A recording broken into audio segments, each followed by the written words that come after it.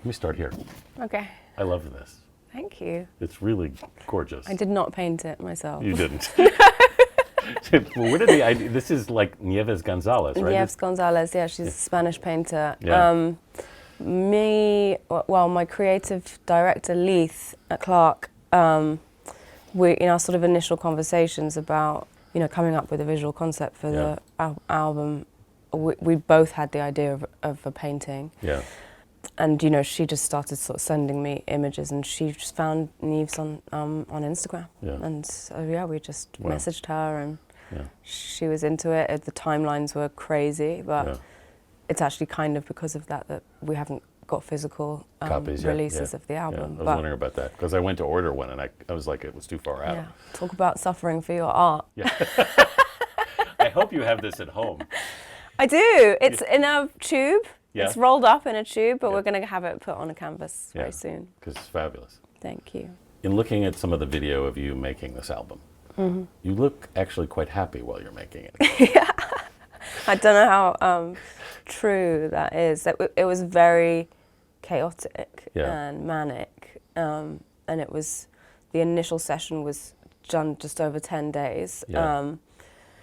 And some of those days were like 12, 14-hour days. Yeah. And I was going through the motions, and it was really frantic, but joyful at the same time. Yeah. And why was it joyful? Because I felt like genuinely supported by the people that I was in the room with. Yeah. And I think, a lot of the things that I was going through in my personal life, I'd found really hard to articulate to my friends and my family, and that's a pattern that has gone on for my entire life, really. Yeah. But there's something about the medium of music, particularly the sort of 2.5 minute, 3.5 minute pop song format, that really enables me to lay it out and present what it is that I'm feeling concisely, and give it a beginning and a middle and an end. Yeah. And it was validating, and I felt like it sounded good. Yeah. Were you surprised at that? Yeah, because I'd been writing pretty consistently, Yeah. for like the last 3 or 4 years. Yeah. And everything that I was coming out with did not sound good. Yeah. I didn't want to play it in the car. I didn't want to send it to my friends. I never even reopened any of the files after the sessions. Yeah. And then this group of sessions happened, and I basically haven't really listened to anything else since. Yeah. Except for Jade. You started by writing down 18 track titles. Yeah, that's right. Before you even had lyrics? Yeah. Yeah. That's interesting. Yeah, I guess it is. Is that how you typically work? No, No. I've never worked like that before. There's an album called A Grand Don't Come For Free by an artist called Mike Skinner, who goes by the name of The Streets. Yeah. And that album is a story from start to finish. Yeah. I mean, when I heard that record for the first time, I was flabbergasted, because, here was this person that was of a similar age to me, using the same language and dialogue that me and my friends used when we're talking to each other, and being super descriptive, but laying out this story from start to finish that you could visualize it. It was like a film. I sort of put it up on a pedestal, and I was like, what an amazing feat to be able to do that. I didn't ever think, and I don't think I have quite done it yet, but I feel like, I've made a start at being able to emulate something like that. So why did you start with track titles? Just to lay out a storyline? Yeah, I think so. I think I was trying to tell a story and to process things, and there were things that had been going on in my life that I knew would suit a record like this, and so I knew those emotional beats that I wanted to hit in terms of the narrative, and I had ideas for titles for those things. And so they were, I don't know if we actually stuck to those titles, to be honest, but I think that it was a really good blueprint for how we approached making the record. No, it's just interesting that you start that way. Did you have any reluctance about writing about this? No, I didn't, because at the time I wasn't even really thinking about it as a commercial endeavor. It was just, Yeah. it was an act of desperation, actually. You know, while I was writing it, I wasn't really sure that it was going to see the light of day. Yeah. Up until relatively close to its release, you know. Yeah. I was always thinking, like, is this something that I want to share with the world? Yeah, I would think you'd ask that question. Yeah. But not when I was writing it, because the writing was very much, I don't hate it, but I feel like we hear the words catharsis or therapy or whatever in relation to music. But it's an odd idea and an odd question that if you consider yourself an artist, that you might think, should I really be sharing what's going on in my brain as part of my art? Mm-hmm. That's kind of messed up, that's where we've got to as human beings, that we're like, because that's what it's meant to be. But then there's the question of, if you're going to share it, when you share it. Yeah. Do you share it when you're still in the middle of feeling it? Or do you wait till you've processed it more? Well, I feel like holding on to this record and sitting on it for as long as we were, because I started making it in, I guess, the end of November, December in 2024. Yeah. And it's been a nightmare, honestly, having it. Sitting around? Sitting around, yeah. Why has it been a nightmare? I think it's sort of stunted my healing process somewhat. And actually, since I've put it out, it's felt completely and utterly liberating. Yeah. It was kind of hellish having it in the background. Why? It said everything that I needed to say. Yeah. And I felt like I couldn't really get on with my life until I'd said it. You weren't sure you wanted to release it, though. Yeah, I mean, I'm never. Well, actually, I don't know. I mean, I feel like on my, first two records, I knew instinctively when they were ready and when they were formed, and I certainly knew that with this record. But I was dealing with so much, and also, logistically, like things with my family, and there were things that needed to be put in place before I could even think about putting a record out. When you finished it in 10 days? Well, it's a bit of an exaggeration. Well, the 10 roughly. days thing. Yeah. We finished most of it in the first 10 days, and then I came back to LA and did another 6 days in February. So it was about 16. Well, still, that's pretty fast. 16 days, yeah. Yeah. How did it feel when it was done? How did it feel when it was done? Because you'd made all this music, you said, that you weren't happy with. Did you hear something different in this? Yes, for sure. Yeah. I was excited, but also, my life was falling apart, so I had to go and deal with some very practical stuff. Yeah. And it was Christmas all of a sudden. I have 2 kids, you know. I don't know that I can really tell you what I felt. I mean, I felt like, okay, that's great, I've managed to get that down, and that feels like a really concise and accomplished piece of work. And I shared it with my manager, but I don't think it was until a couple of months later that we shared it with the record label. Or, it was. I got Christmas out of the way. I realized that I needed to go and do some work on myself, and I checked myself into a place to go and get the help that I needed. So, as I said, there was a lot of other stuff that was going on in my life that needed to be dealt with before I could even really think about it. Something you've said in an interview you did, you noted that was the first time you'd ever checked yourself into a place, which is a pretty big step.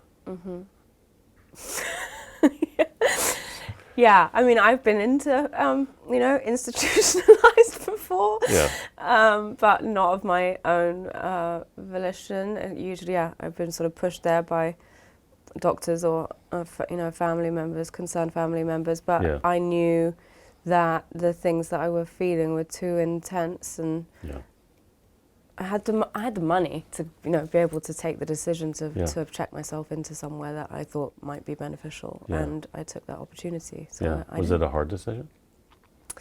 No, not really. No.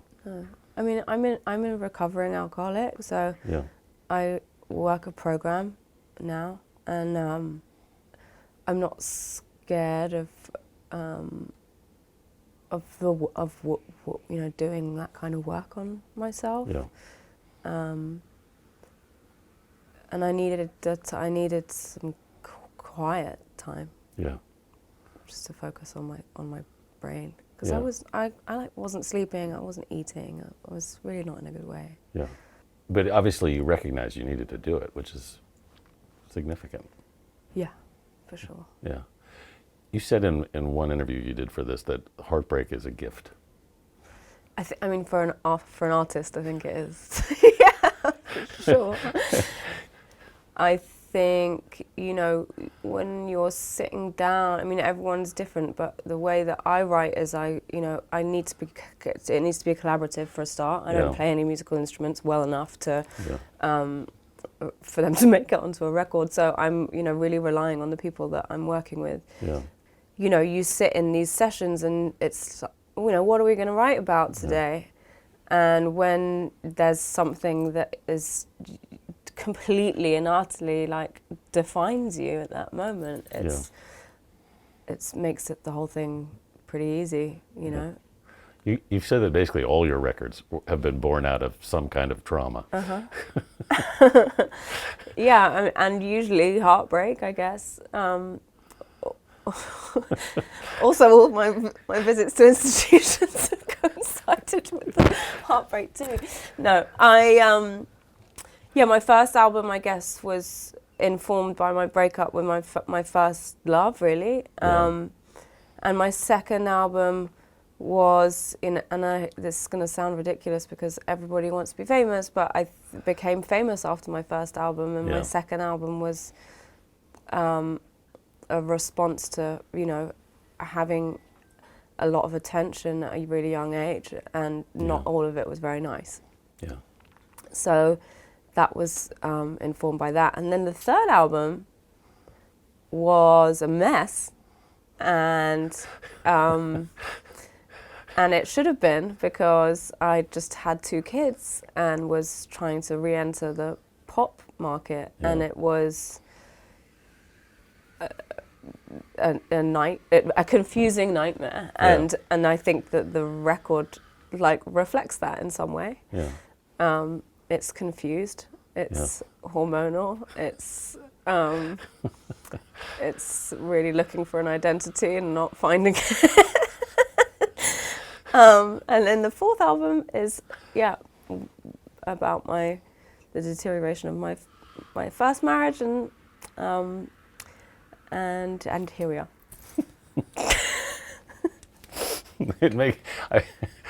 It might make me a little nervous to make another record. Yeah, I mean, I'm not thinking about that right now, No. I've got my diary's suddenly really busy, so I've got lots of things that I'm trying to focus on. It's not a 6th album right now. How are you feeling about the reception that this album has gotten? It's strange. I mean, firstly, I'm overwhelmed and massively grateful. My first album, my success really was born from a website called MySpace. Yes. And it felt like a moment in time that you couldn't recreate. And I certainly haven't felt anything like what that felt like until now. Yeah. It sort of feels quite similar in a way, I guess, because it's happening virally. I haven't heard the songs in a shop. I haven't seen somebody sing back the lyrics to me yet. And that's been weird. Great, but weird. Yeah. It's highly entertaining. It's very overstimulating. How was it entertaining?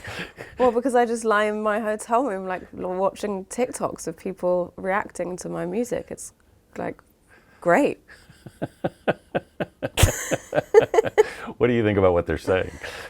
I mean, it's amazing. I write music for myself and to make myself feel more normal. And when something connects with people, it's affirming, right? It's validating. So, and the things that I was experiencing in my life at the time, I wasn't really getting that validation for whatever reason. So to now have people listen to this record and to go, yeah, that's really messed up. That's really painful. That I can't imagine what it would be like to go through something like that. Is like, okay, now I know why I had to check myself into a treatment center. A lot of people are also saying that I've been through this too. Yeah. Yeah, I don't think it's a unique experience. No. Unfortunately. When you say it, when it feels like the first album in a lot of ways, in what sense? I guess because it's all organic. Yeah. For me, anyway, everything that happened since this first album, I think I had all of this success from this website called MySpace, and then very quickly, apart from the writing, the decisions that I was making creatively and in a business sense were kind of all informed by fear and informed by losing something which I had built. My last album, No Shame, was a commercial failure.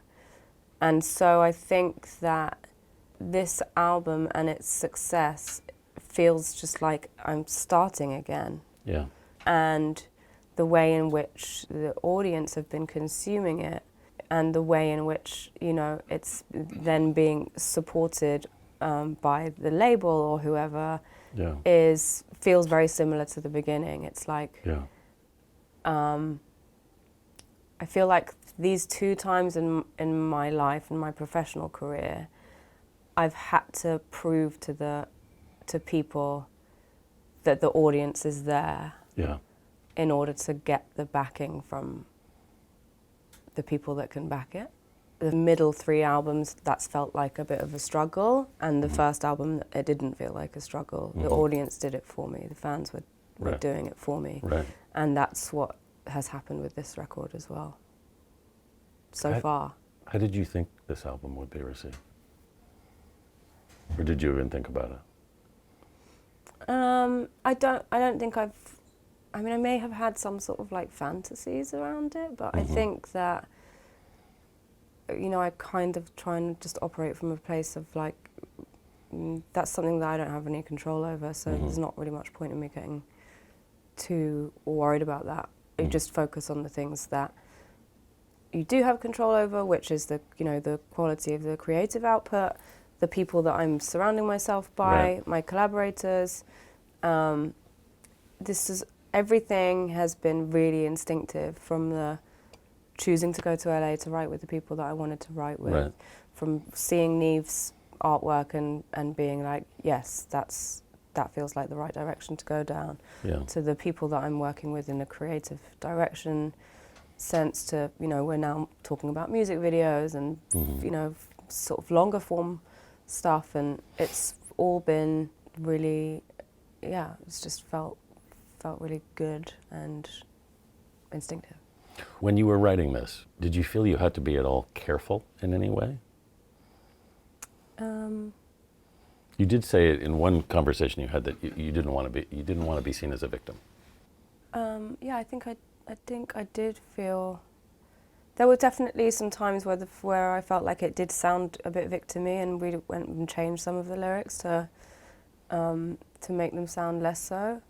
But no, on the whole, I always just like strive to tell the truth, and I think that's when I know something is good for me anyways, when it sounds like it's not contrived. Yeah. And I feel like I've nailed the message without having to compromise on anything. And I feel like I've done that, right, with this record. I alluded to something earlier, which was that this idea of when you write about something that's traumatic, do you write it in the moment when you're feeling it, or do you wait till you've processed it? The 10 days that I had scheduled in the studio were scheduled before the things had happened. So I definitely, the night before, or the couple of days building up to these sessions starting, nobody knew what it was I was going through in my personal life.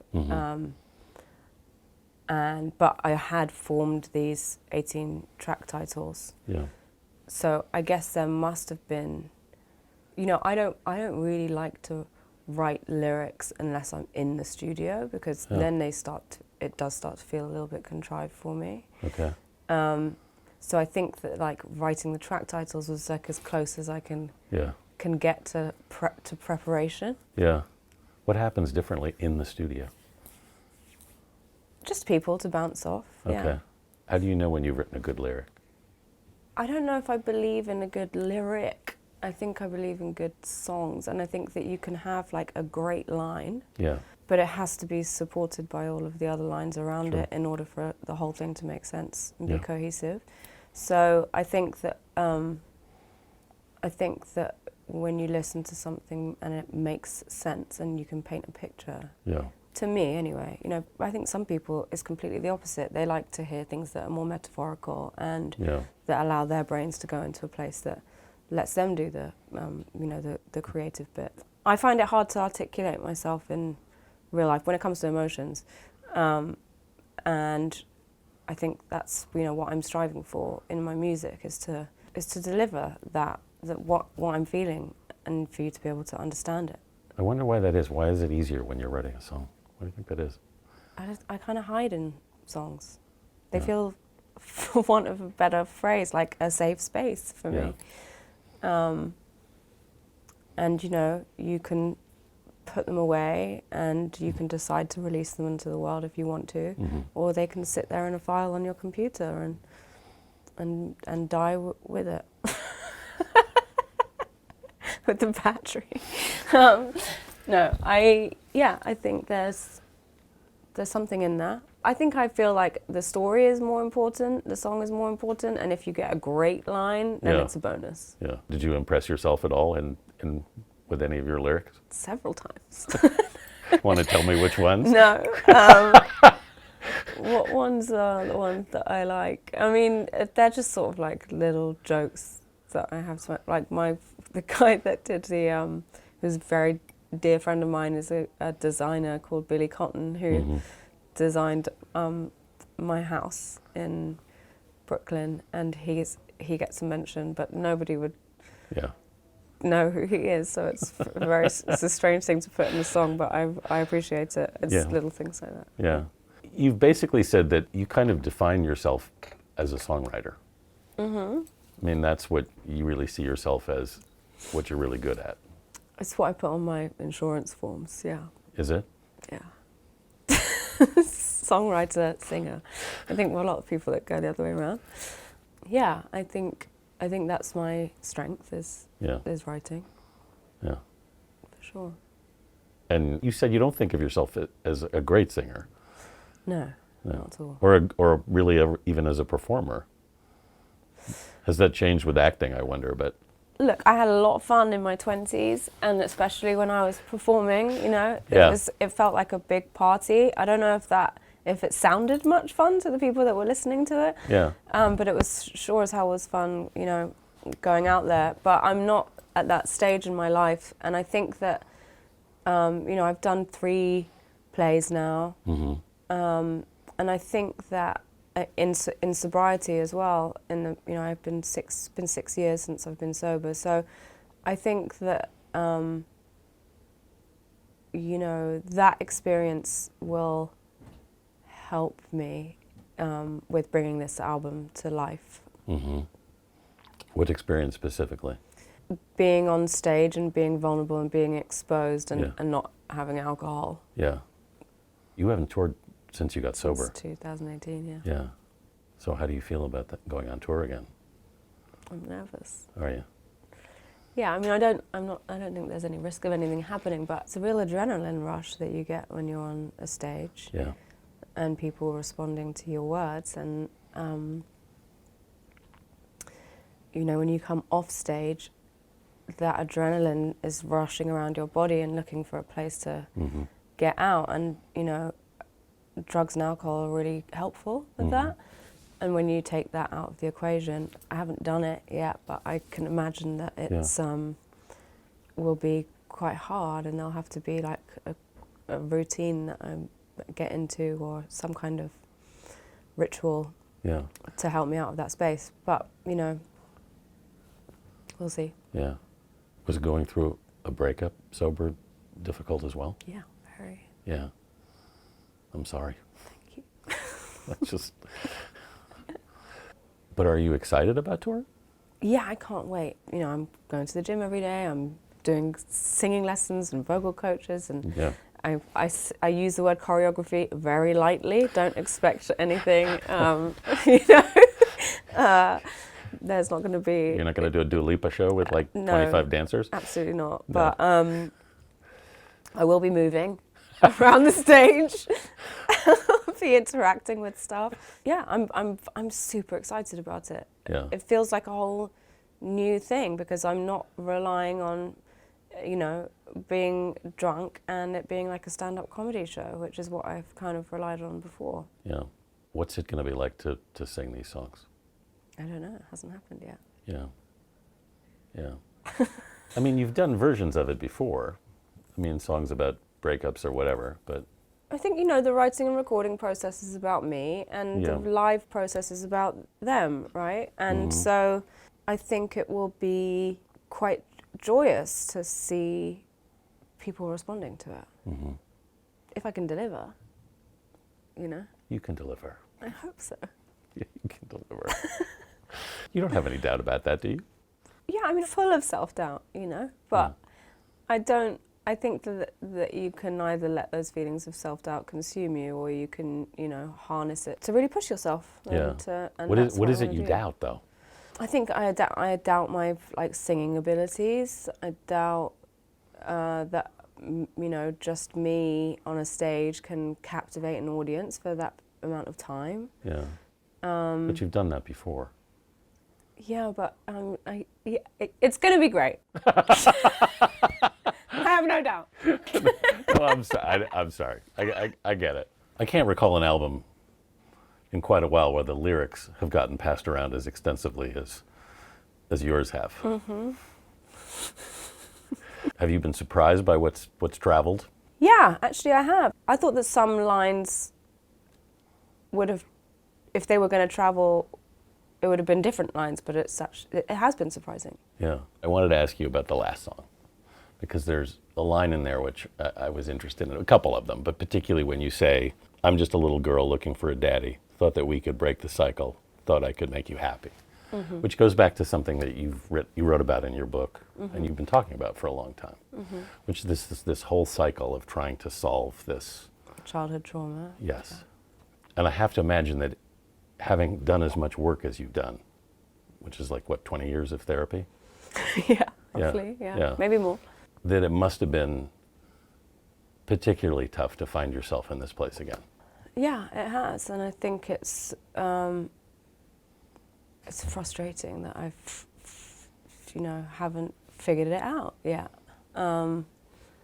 Saying that, I've started doing EMDR therapy recently, which is a different type of therapy than the therapy that I'm used to.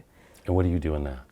It's about activating the left side and the right side of your brain while you're processing stuff, specific incidents and specific relationships. And so a lot of that childhood trauma stuff is what we've been going over, and I actually do feel a bit better. Yeah. I do feel like I have some kind of a better grasp on it.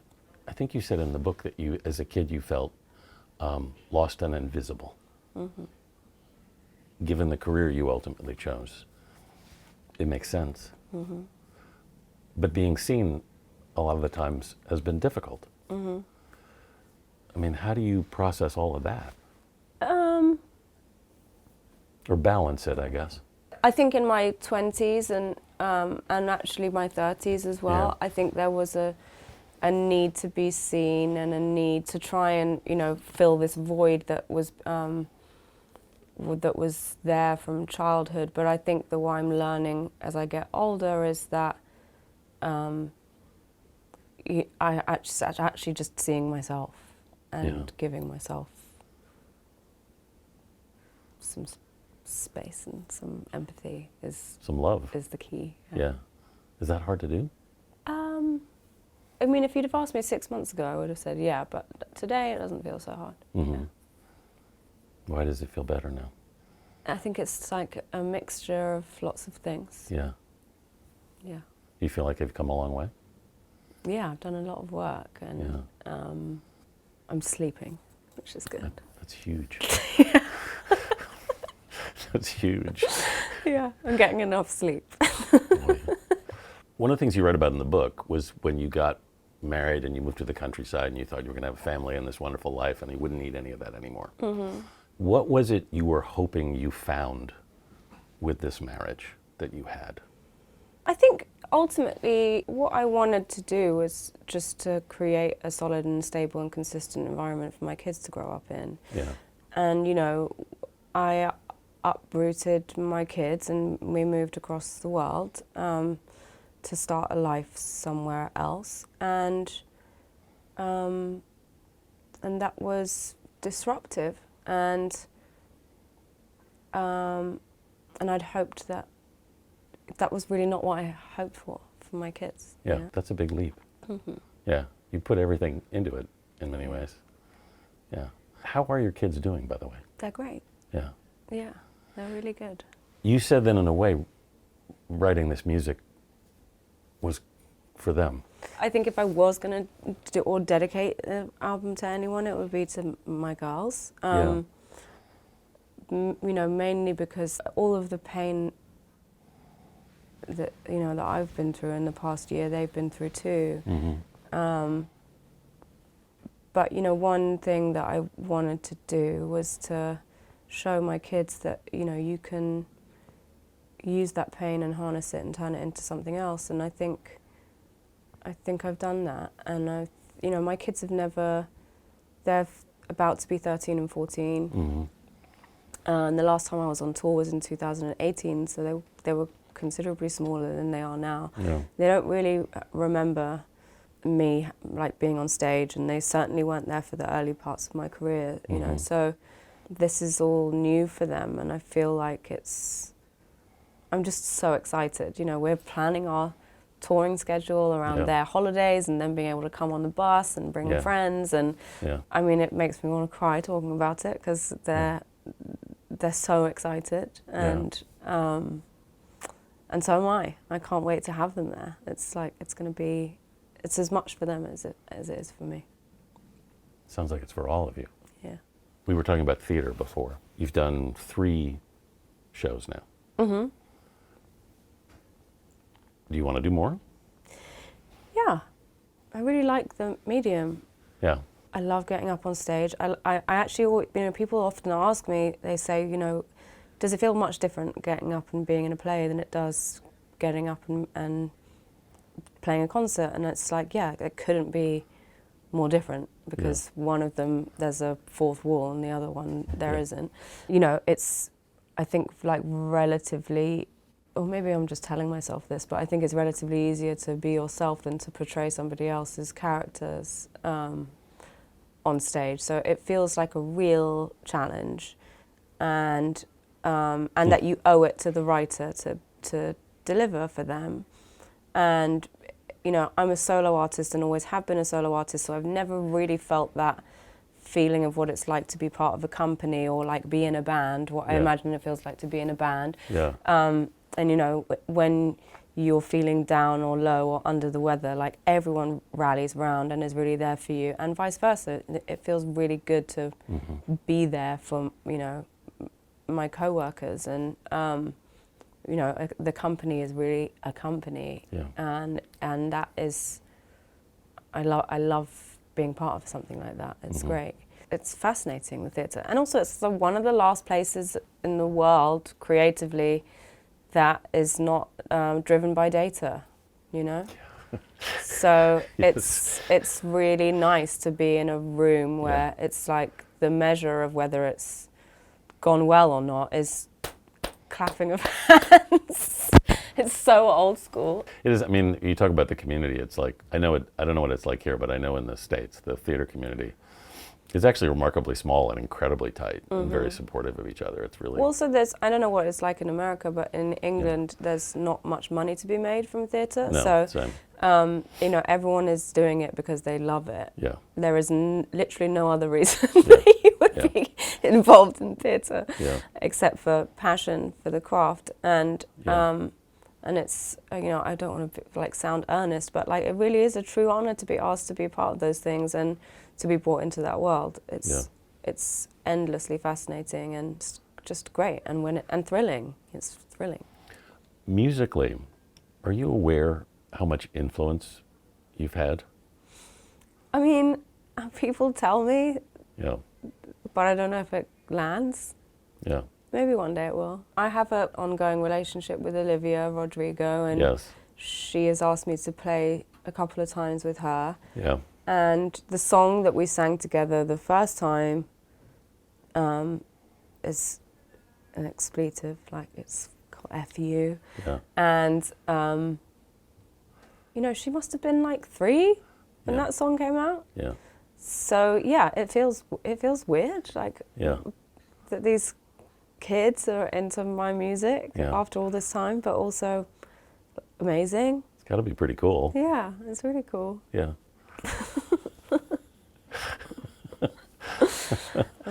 I'm very grateful. I don't know if I could tell you that I hear it anywhere. Yeah. But yeah, it's nice to know that, you know, a lot of these young women, in fact, they're all young women. I don't think there's any men that have said I'm heavily influenced by Lily Allen yet. But It doesn't matter. They're all very successful young women. yeah, it's great. I mean, yeah, how amazing.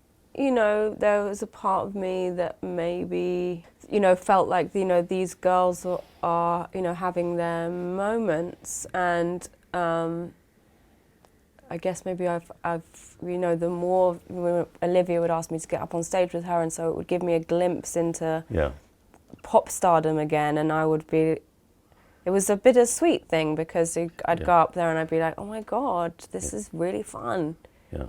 And people really like enjoy it, and I was just irritated that I couldn't come up with something that felt worthy enough to deliver and to perform. You always had kind of a love-hate thing with pop stardom in a way, didn't you? Yeah. Yeah. But I think the world has changed a lot since the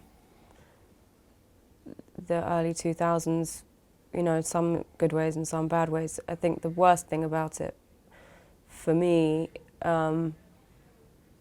was not so much invasion of privacy, because I'm not a particularly private person, but it was an invasion of my personal actual space. Yeah.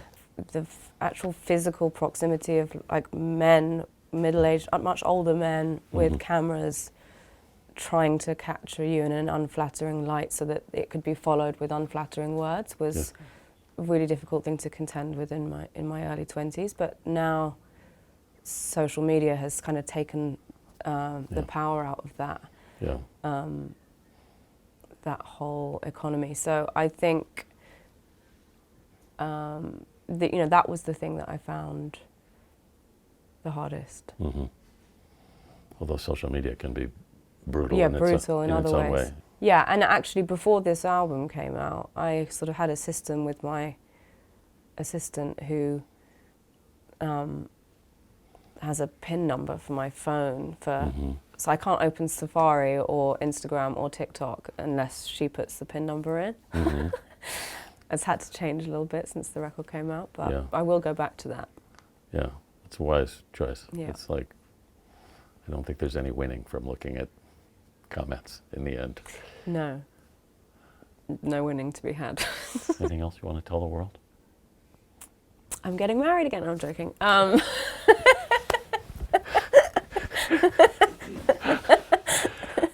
found the one. No, I'm joking. I don't have anything to say. How are you feeling now? Right this second. Today? Today, I'm feeling great. I'm going to Paris this afternoon. Yeah. I'm going to go and, you know, inhale some culture and just try and switch my phone off. This feels like a pipe dream. Like it feels surreal and weird, but I'm just like grateful, but also super aware that nothing is permanent and lasts forever. And so I'm just fully committed to enjoying as much of this as I possibly can. Yeah. You know, using it to still create at the best level that I possibly can do until I can't anymore. Yeah. And then that will be that. It must feel slightly strange that something so wonderful comes out of something so awful. Yeah, but also, like, you know, it's not so awful, you know? It felt pretty awful at the time, but it's not. I think the reason it's connecting is because it's not unusual. Right. It feels brutal when you're in it, but, you know, I think that, you know, when I touched on joy earlier, and when you are going through that kind of pain, people always say, you know, it will pass. I promise you, you'll come out the other side. Right. And you really do not believe it. Like, I did not believe it. I was like, no, this is like here and here to stay. I'm never going to be able to get out of bed again. But, you know, I'm here a year later, and I'm like living my best life, and I'm like booking tours, and I would never have dreamed of being able to book 5 years ago. And my kids are going to see me do it all, and it's like amazing. So yeah, it's going to be okay.